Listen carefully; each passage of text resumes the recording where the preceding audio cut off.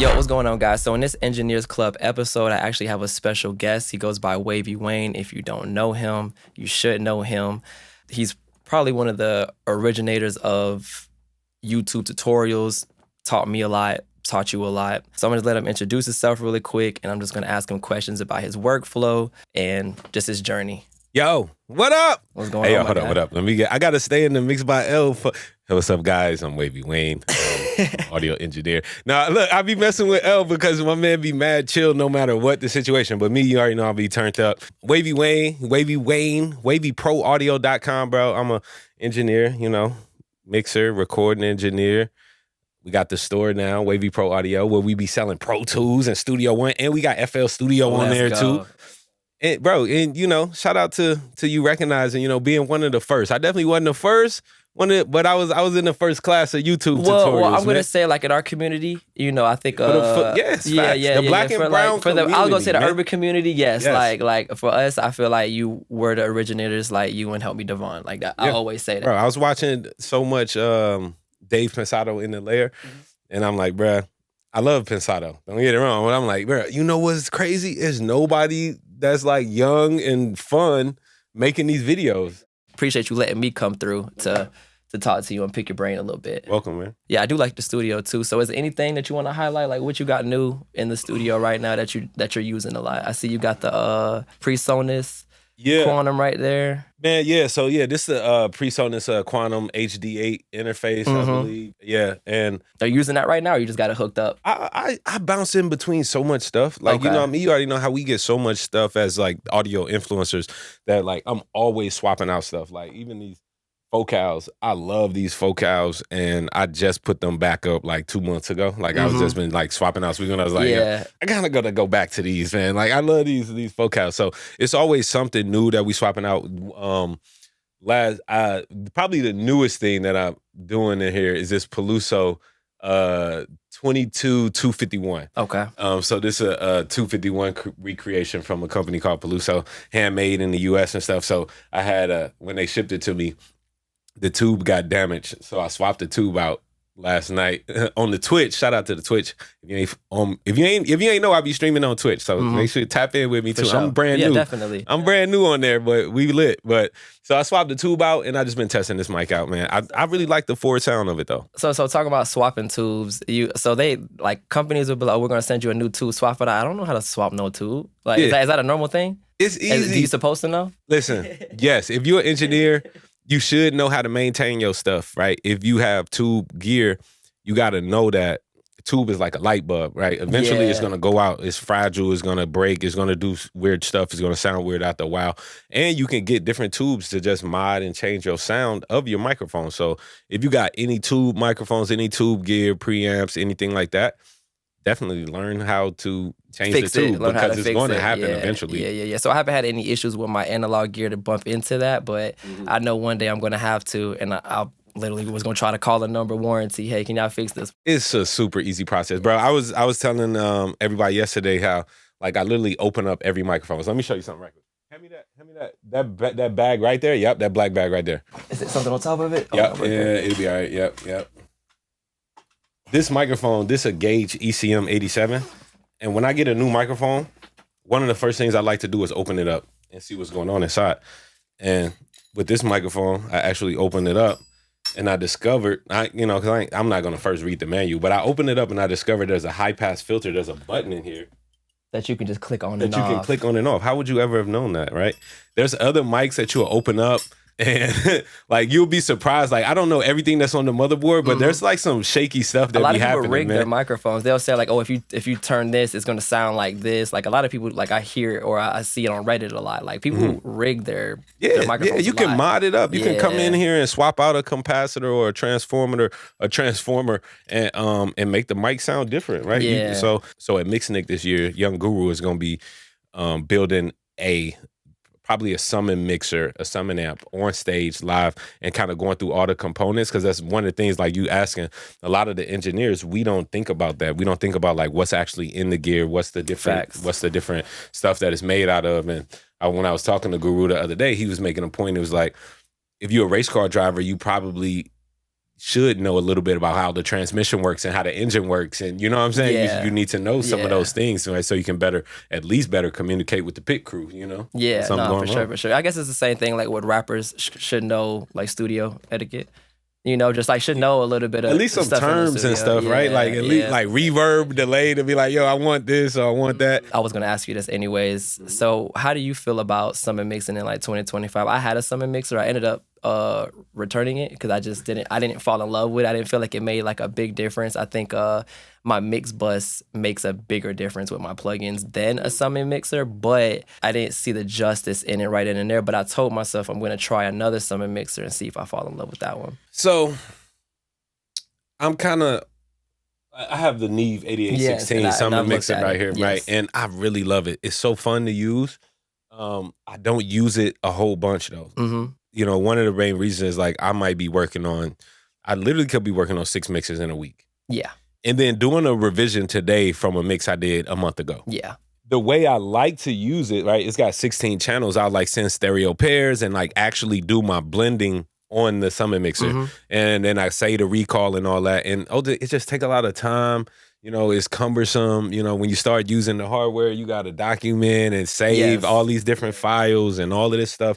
Use different software to save the settings. And it's just more complicated, bro. I ain't gonna lie. You know. So what I mean? I'm happy you said that because people were bashing me on my YouTube live because I told them, I said I don't really hybrid mix as much anymore because I get a lot of mixes per day. Like I'm a strictly online mix and master engineer, so I don't record. Like no one comes through and like comes record. So when I was hybrid mixing, I was hybrid mixing everything. Then when you would get 4 revisions back, 5 revisions back in a week, then you're still getting booked. You're like, hold on, wait a minute. Now this is too much because now you like you said, taking pictures. So I was doing something like getting a plugin that looks just like the hardware, and then I would save it, but it was still just tedious. It was very tedious no matter what I did. So with the summer mixer, like again, that was forcing me to hybrid mix. So I was like, you know what, let me just dump that out. So I kind of went right now straight just plugins. Yeah.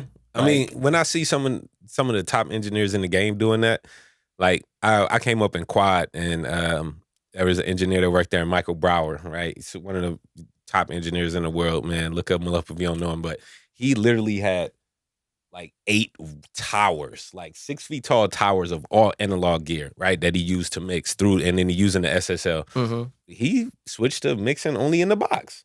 Yeah. And he said he loved it. He in his living room mixing with headphones, with plugins, and he says this is the way. Like, you know what I mean? When cats like that just kind of reaffirm the notion that the digital technology is there, and having the hardware for me, like, is more of a hobbyist kind of thing now, right? Yes. So like when I'm just having fun, I want to tweak some stuff and play around. Like I'm working with Lydia and we got time on the project. And like, let's have some fun. Let's do stuff. But when the client on me, like, yo, I don't know what's up with that mix. Like, you getting that in the box. Like, you know what I mean? And it's not going to be a reduction in quality. It's just going to be more efficient. And I'm happy you said that. I do agree that hardware do sound better than plugins, but if you have an ear and you're an engineer, you can make those plugins sound as good as hardware. Exactly. It's easier to achieve a certain sound with hardware. With the hardware. Quicker, right.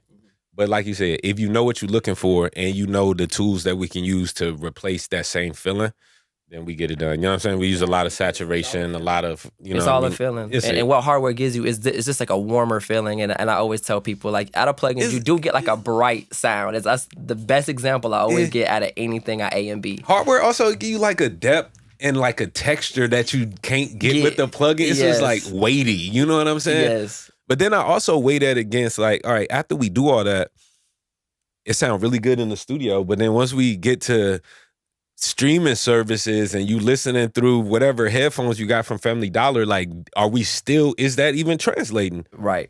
That extra time I put in, is it translating, right? And it's just, even, it's a small thing. Because the biggest thing is, like, rappers still asking for revision, or artists just period are asking for revision. So it's not making a big difference to where these artists are like, oh, I'm in love with this because he used LA2A. You know what I'm saying? Artists have no idea. They have no idea, so it doesn't really matter. They will never know whether you in the box or analog. Like, there are some artists that make, but I can't.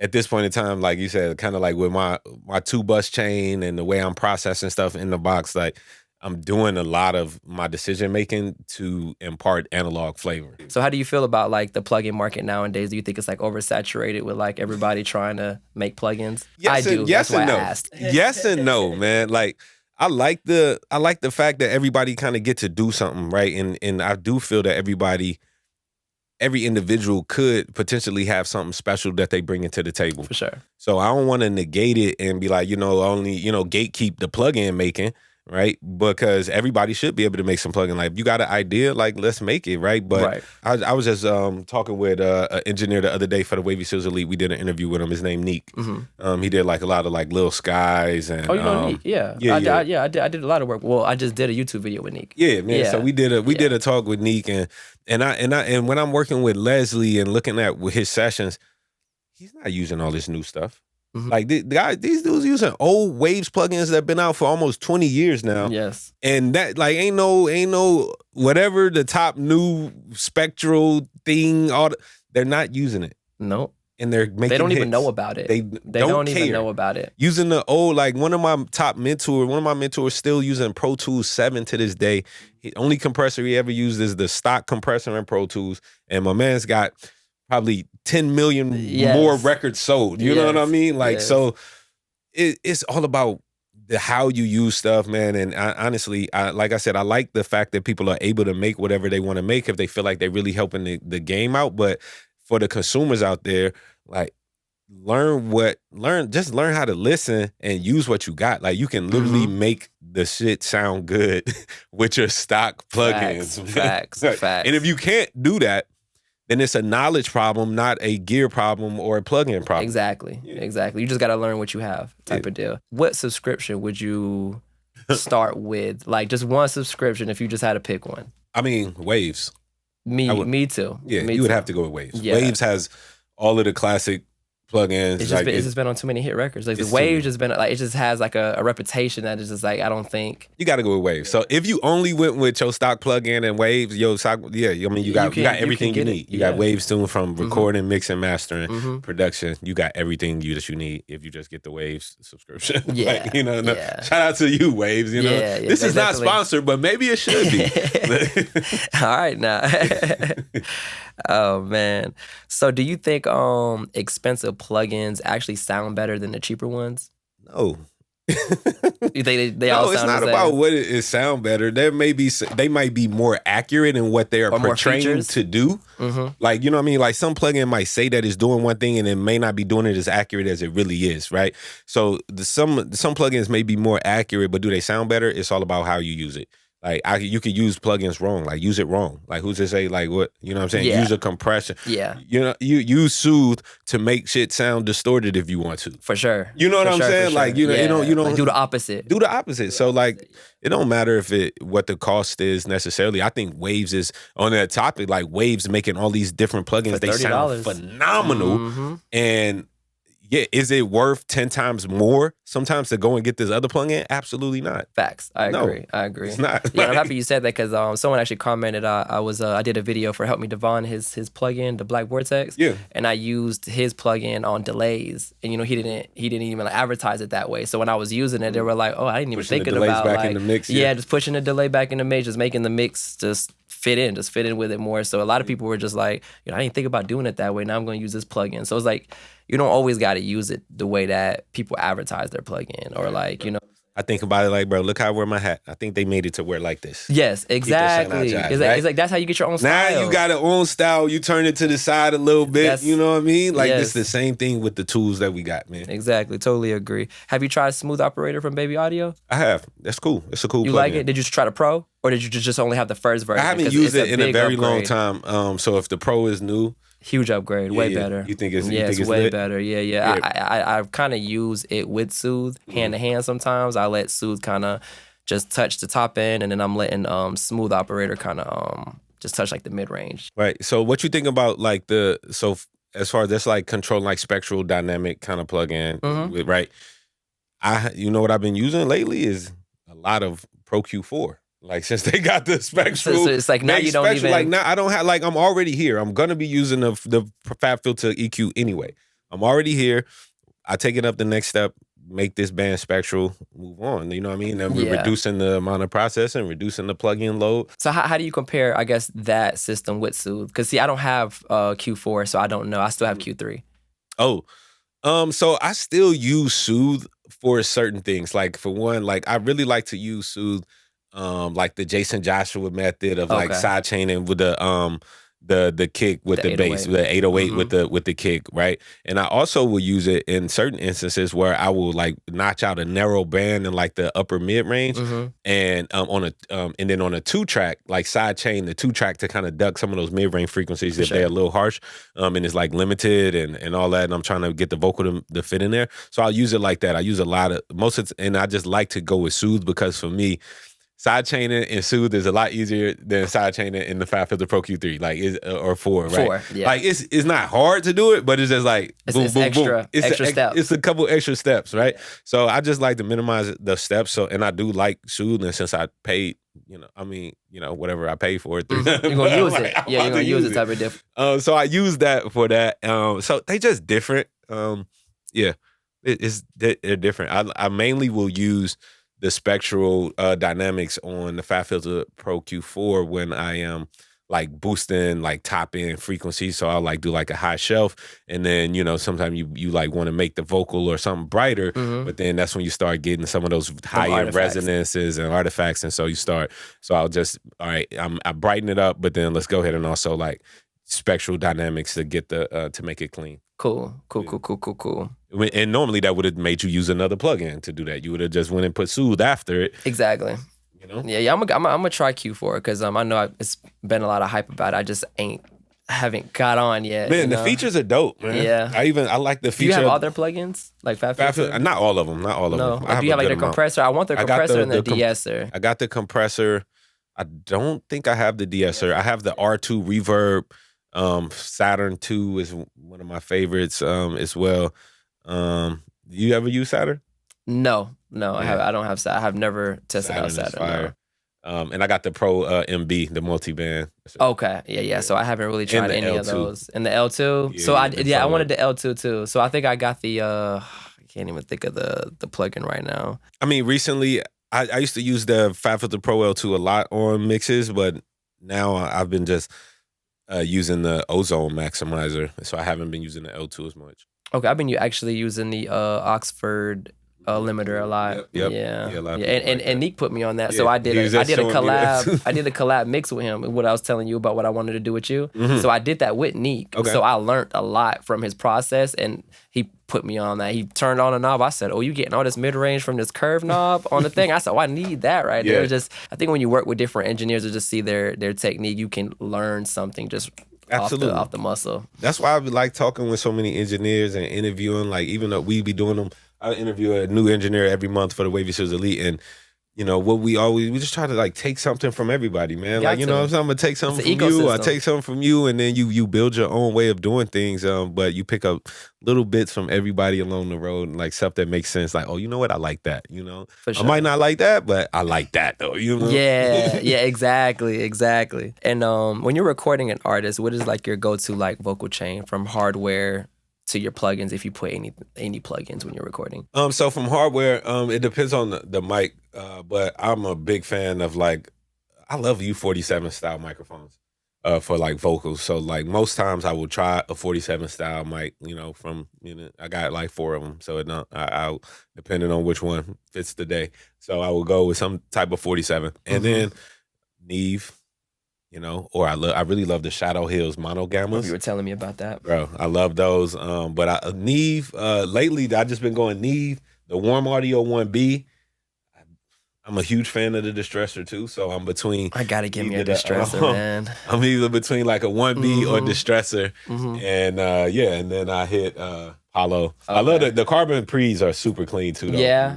I see. Yeah, you got you got the X16. So I'm actually getting the Apogee, the 816 or something like that. Yeah. So I'm gonna see how that is. Yeah, so I mean, I needed that X16 because I got that 16 channel summon mixer, so I'll just like basically I can send 16 channels right out of there, right into the summon mixer, and then got all my stereo pairs there. And facts. And what plugins do you have on the vocals? On the vocals while recording, just like we're starting. Yeah, while you're recording, just starting like RVox. Okay, so you have RVox. Fabfilter EQ and RVox. Pretty much that's it. That's Thank you. it. I try to tell people all I have is an SSL channel and a 1176 from UAD. That's all I have on there. That's all you need, especially when you're running through gear. Yeah. Like just give it a little bit more color with the plugins, but you don't need to be adding nothing crazy. It. I never like EQ going in. You know what I mean? I don't use EQ on hardware while I'm recording. I swear I wanted EQ hardware so I can do that. But I don't know. I never use EQ because like why are you EQing? Like you got this microphone. You don't even know what you're EQing right now. Exactly. Yeah, and you picked the right microphone. Why are you EQing? Right. And you see, you got a selection of microphones to go from. So if the mic ain't right, like why are we trying to fix it? Go change the mic. Change the mic. Yeah. Change the position. Change how you doing something, right? So I never EQ while I'm recording, and so I'll have the EQ on the vocal channel in there in case we just need to do something. And then RVox, that artists love to hear that, so they can hear they self real clear. And a lot of times, so I'll put a like a Waves L2 on the mix bus, just to make the overall shit just glue together and louder for the artist. Yeah, it's louder, like it louder, and it feels like a record already, And then I always will have like a simple reverb send, probably reverb and a simple delay, go into H delay. Simple recording. When I record, like I'm really focused on what I'm capturing, and I'm not trying to like OD process stuff. Like I just want to record something good. Yes. Do you have an artist that usually want a full vocal chain while they're recording? Like, have you had that request? No, I mean, no, like, not really. Like, yeah, I guess I have. In some instances, we'll do some stuff, but like the main thing, like if you're doing auto tune, right? Obviously, then if you got an auto tune sound, we'll put the auto tune on there too in addition. But as long as it sounds good and full, like, I feel like they pretty comfortable, you know what I'm saying? Add a little bit of delay if they need to. And then as you start feeling the record, once we get recording, then you can start spicing it up. Like, oh, I can hear a delay on this hook or something right there. Let me just turn that up. So, now you really feeling it. Right? Got the ad-libs going. You know what? Before I see where you're going with them ad-libs, let me turn this reverb up a little bit so that now you can get in your zone a little bit more. So I just kind of react to what's happening. Man, I try not to go into recording or mixing situations with like preconceived ideas for real. I just want to kind of just react. Capture a really good, yes.